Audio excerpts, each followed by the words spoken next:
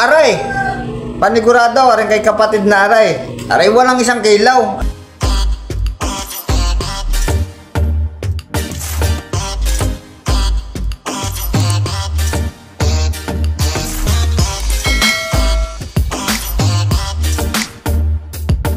Pare, pakinggan mo na kayong kwento ng tatay, yung tungkol sa kumpare ng amama na nagpuntang Maynila. Hindi pa pare, yan, kwento mo nga at di ako'y may kinig. Ay, ari nga, ay di ganun nga. Yan. Sala, ano?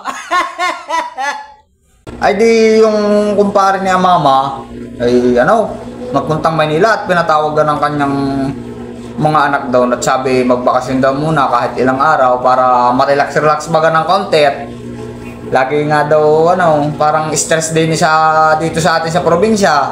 Ay mo nga naman pare, may nga naman di makakapasyal nga naman sa Maynila. Ay pumunta ba ka naman? Ay pare pumunta. Ayun nga, ang problema nga ay pumunta doon ng solo. Ay first time niya sa Maynila. Ay kahirap noon. Ay tapos? Ay di ngayon pag bago siya umalis pinagpaalam muna kay mama yung mga mga alaga niyang hayop. At sabi, pare, ikaw na muna, bahala dyan sa mga baka ko diyan na, mga kambing. Patingin-tingin na lang at ako lang pinatawag na anak ko sa Maynila at ako din magbakasyon doon ng kahit konting araw. Ay di baka mga pare, walang-wala isang linggo, okay? Babalik na rin mga isang linggo. Hindi, ang mama naman daw ay pumayag. Ay siya, sige pare, nang ikaw nga ay makapag-relax. Ay ngayon pare, nung nado na sa Maynila. Ay, ibig sabihin ay nakarating din pala kahit sulaw. Oo pare, nakarating naman. Ay di, nado na nga sa Maynila pare. Pagbaba ng bus, ay nakaramdam ng pagdumay. Ay ngayon ay bago siya sa Maynila. Ay di, hindi niya alam ang mga CR doon. Tsaka wala namang gubat doon Bumayarap yun! Paano itong nakadumay? Ay di, pare ang ginawa umisip ng paraan. Ay ngayon may dala siyang supot. Ang ginawa niya para dun sa supot, ay dun siya dumumi. Sumimple sa gilid. Doon. Pagkatapos pare, di hawak-hawak niya at hindi naman niya mapitat. Di niya alam kung si tatapon. Ay di labit-labit niya yun. Kabaho nun na. Ay, pare, baka nga pati makita siya mapagalitan. Ay ngayon pare, may nakita kang kadamihan ng tao pare. Ang daming tao. Ay siyempre, Maynila yun di madaming ng tao doon. Ay hindi, ibig sabihin pag nagkukumpulan, ay siyempre hindi nga siya sanay at sa atin naman pag may kumpulan, kalimitan na sa isip natin baka may pandali doon kaya mayroong anong nangyari man doon na aksidente.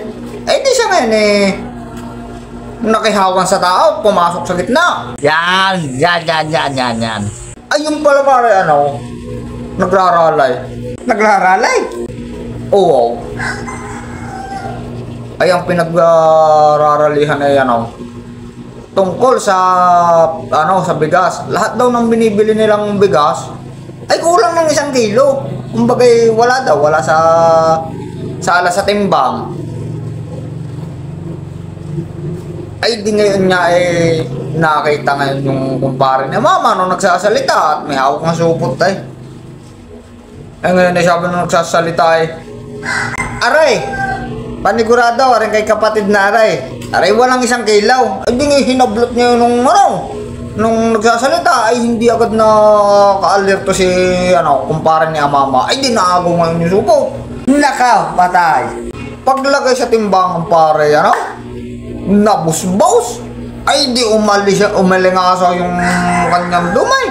Allah, ay nung mapagbugbog na siya ng tao ay uwi pare wari dadalawang araw pa di kakabalik punta pala di kinahaponan na dito na ulit sa atay.